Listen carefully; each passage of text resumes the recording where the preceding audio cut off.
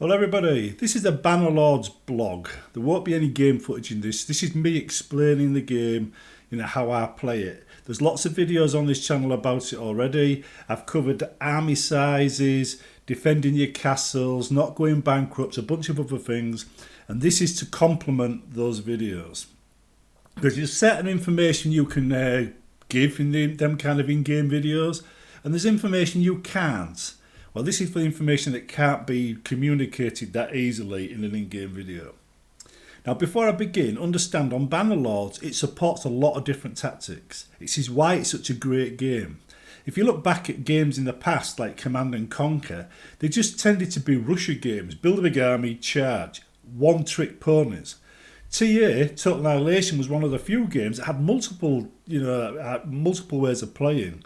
You could do air, land, sea, anything you liked. And you had turtles, porcupine things, Russia tactics. But when they did the leagues, it was all rush, rush, rush. And if you played online, people would disconnect after 10 minutes if they didn't beat you, because it was all about wins per hour. Where if you wanted to play a longer game at 2 or 3 hours, you'd never get 2 or 3 hour game out of anybody, because that'd mean 2 or 3 hours when they could have been getting a win every 10 minutes. So we're not talking about that. This is for people that really wanted to enjoy the tactics they're employing.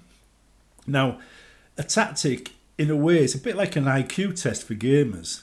Strategies is as well. It allows you're presented with a problem. A big army coming at you, attacking your castle. How do you defeat it? The basis of all IQ tests is overcoming a problem.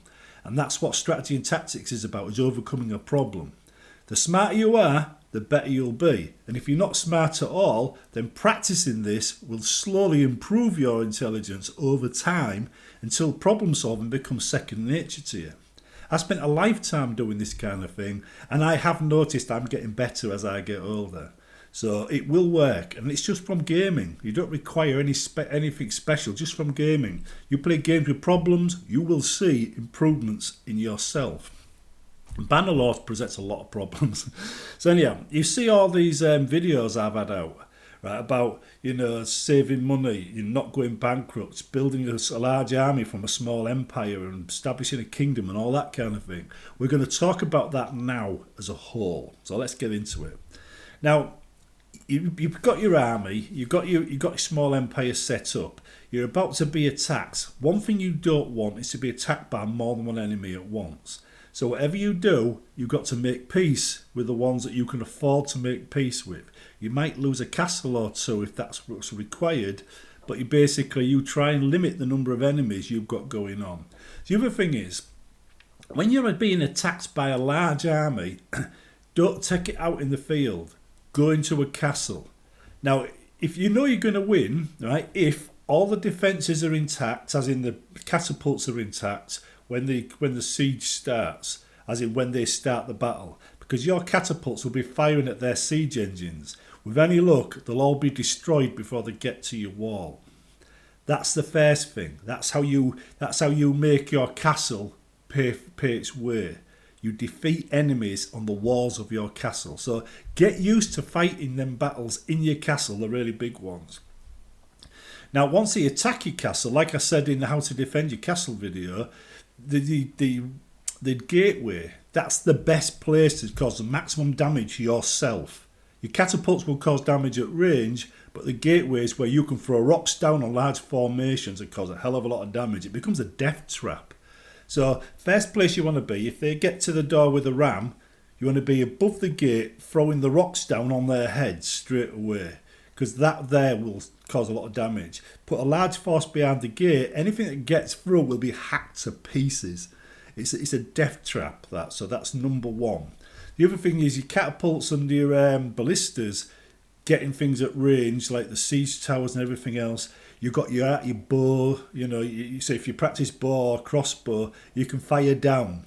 I tend to fire one arrow into each man climbing up a ladder, knowing that they'll be wounded when they get to the top, so my men will easily beat them. And this is how you beat a larger force, simply doing that. I explained it all in the video, showed you some examples, but you can restock your arrows in the castle. So you've got a large force, get them to attack a castle. Even if you've got to break in, right, get them to attack a castle. Best odds are like twice the size as your existing army and having all your siege engines in one place. If it's twice the size, you can win. If it's 3 times the size, it's a bit risky. If you see 3 times the size, just give up, turn around, wait for them to conquer it, then come back and beat it when it's still, fairly low in defenders. Right, but twice the size, yes, you can do it if your army is good enough, if you've got a trained army. Once they do attack and they decide they can't win and they start retreating, chase them down and beat them. You chase them down, beat them. Keep prisoners, release them, whatever. If you release them, they'll go up in favour with you. If you keep them, you'll get money, so it depends what you want. Now, when you're actually trying to maintain, keep yourself in profit, it only works during peacetime, really, because that's when you can disband all your companion armies. In wartime, you have to recreate them again, let them go off, and hopefully have enough time to build up the army so they can help defend your realm. In that particular time, you've got a window of vulnerability when they're attacking you. So you may have to do a lot of work yourself whilst their armies are building up. You may even have to disband a lord's army so you can build a large army to attack a major target. But as a general rule, though, if you're being attacked like that, always prepared to be defending rather than attacking. That way you can defeat the large armies and then go on the offensive once you know they don't have much left. If you're then attacked by somebody else, try and make peace with one of them, even if it costs you money. Now, regarding the actual strategies themselves, problem solving and things like that, if you're attacked by more than one, it's best to go on the defensive, right? Or look for opportunities. Sometimes a larger force is best to be kept in friendly terms, a larger empire, so you can attack a smaller one until you get to such a size where you can afford to take on the big one. If that's the case, right, just buy peace at any cost, attack the smaller one, build up your army. As I said though, you take a castle, you give it to one of your companions as a reward for loyal service, turn him into a lord, you've got another army. And do that over and over again, and you will soon have enough lords to take on anything you like. Eventually though, when you go to giving castles, it will give you 3 lords to give the castles to. You won't be included, so you won't become one of the 3 that you can assign the castle to. Also, there are some policies that should be issued before you take any lords on, as soon as you actually make a kingdom, because these policies will be rejected by your lords if you do it later. So establish some of the ones that are more beneficial to you first before you take on your first lord. That way you can pass them automatically and not worry about it. Anything that gives you more money, bigger armies is a good thing, but be careful because loyalty is an issue.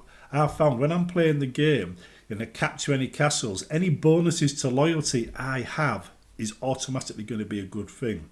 Because when you take on a fort of a different culture or a city, the loyalty really sucks and you're basically limited to building up the loyalty, then upgrading this stuff so the loyalty starts dropping, then you build up the loyalty, then upgrade some stuff and it starts dropping. So it takes a long time to get all the upgrades done you need. Upgrades like workshop, and other things, that might increase the loyalty need to be done first to stop that from happening. Otherwise they rebel and the rebels take over. So yeah. If you do see a large empire at war with somebody, attack them at that point. Right, because they're already distracted by something else. You could probably get a lot of their land at that point. Now, what I normally do before I go on the offensive is this. First of all, I make all the companion armies. Then I get all my lords and I make them into one big army with me. The companion armies, if I've got the time to do it, will by this time be... would be a decent size, right? Maybe not full size, but a decent size. I get them in my army. It means that even with a small empire, you can often get about 1,300. Then I declare war. And then I go for the big forces. And if I see a large army I can beat running around, I will take that on as a priority to get it out of the way. And keep prisoners so they can't, reform. If they offer a ransom, I'll take it. Because the idea is you make money during this stage as well to build up your funds. So war is an expensive point, but it's also a point where you make your money and get your funds up. It's also when you're at peace, you're paying it off, it's dropping down again. but you have to disband your army, so you might level it off, you might end up breaking even. But you take on the big forces, the big empires, when they're already under pressure. Take on the smaller ones, the rest of the time. As for cities, you want them to be making money, making militia, and being loyal. And it's difficult to judge these sometimes. Also, if you see hideouts, bandit hideouts, in peacetime, do them, because it means when you go to a nearby village, there'll be better troops there waiting for you to be hired, or waiting to be hired by you. So you do these bandit hideouts whenever you see them, just so you know when you go there with your army, you'll have better troops. So it's simple as that. I generally don't raid villages, even though that's part of the game, and they tend to govern whether you did well or badly in a battle based on how many raids you did and other things, how many castles you took. I generally don't raid because it means the quality of the troops drops when you do hire from that region. So it might drop the income of the enemy, but it also means your troop quality drops as well. You've got to train things up again. So I don't know if it's really worth it. Keep an eye on your workshop losses as well, because if you lose a city, you might lose, or a town, you might lose the workshop, and if you might lose caravans as well. So make sure you keep replacing them. Always see how many companions on your screen, actually in your party, and how many are waiting in cities. See any waiting in cities that aren't governing it, recall it to your party immediately so you can reuse them. A lot of the features you get, which involves giving companions castles, require you to be in the same army as them usually. It's nearby at least, or in your party, so you can talk to them. If they're not in your party, then you might not get the talk option, so you won't be able to do certain things. So there is that as well. I've tried making allies with, or being friends with local leaders, and it hasn't really worked out as well as I was expecting. I did get one leader that loved to attack me all the time, and he had quite a big army, so as soon as I caught him, I executed him. Problem went away. The other army was in disarray for a while after that, and they took a hell of a beating from the other AI players, so they're not really in a position to fight back. And one of the other AI players captured some of their towns near me. The second they declared war on me, I took those towns. So them towns basically were freebies for me because he hadn't built up the armies enough before he declared war on me, so I just took them. You might see that in future videos when I show you my current game. But anyway, it's an opportunist game. You've got to be an opportunist, and you've got to be prepared for these opportunities. And that means having enough companions in your forces so you can make armies out of them, having enough lords, having castles so you can convert your companions into lords. And remember, every time you convert a companion into lords, you're getting a free army. It doesn't cost you anything, right? So you give a companion a castle, he builds an army, he's paying for his own army. It gets cheaper. Your army gets bigger and it gets cheaper for you, so it's a win-win.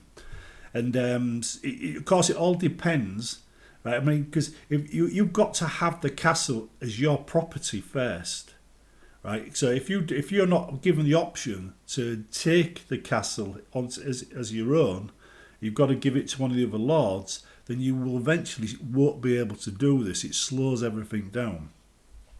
So it might be best at that point to spend more time going after your rivals' lords and hiring them at great expense, right? So there is a point when the companion promotion starts running dry and you do have to start recruiting the lords. But every step of the way, when a battle starts, think, do I need to take these guys on the field? Should I wait around a castle, preferably in a castle I know they'll attack? The trick here is, though, if they see a large army in a castle, they might pass it by. So you might want to wait in the woods somewhere, let them start the siege, wait for the battle to start, then jump in and help the besiegers. You'll lose some men as you go through, but them guys will not withdraw during the battle. They will stay there and fight. That's your chance to reduce that army. When they lose and they come back for a second attempt, you can finish them off. Chances are, though, if you've given them a hell of a battering, they'll run off. That's when you chase them at that point. You chase after them to defeat them. Bye-bye large army. It's only when you get 2 or 3 large armies all attacking the same fort at the same time, which has happened, that you've got to step back and think that castle's gone. Because they'll attack each castle randomly, they won't be very efficient at it. Right, and once they've gone, you go back and recapture it. Right, I've done that loads of times. Sometimes you lose a few castles, then you just run around, rebuild your army, go back, get it, and it's like nothing's changed. You might have to pay a bit of, a bit of extra, I can't remember what they call it now. You better have to pay money to them, in order to make them make peace because they've captured one of your castles. But on the other hand, you get your castle back, and you can assign it back to the lord that had it. I do think though that probably getting the castles upgraded before you give them to the knights, or the important castles, the ones that are in key places, is probably a good thing if you have the opportunity. But loyalty, as I said earlier, is a factor. It is something that causes a problem. So you need to get the loyalty up before you can do anything else, because everything else takes time, and adding funds to it to increase the speed, and any perks you can get that increases the speed is a good thing as well. Plus, if you have a camp companion of the same culture, then you can move him around the castles you want to do work in. That will boost the loyalty whilst the work's ongoing.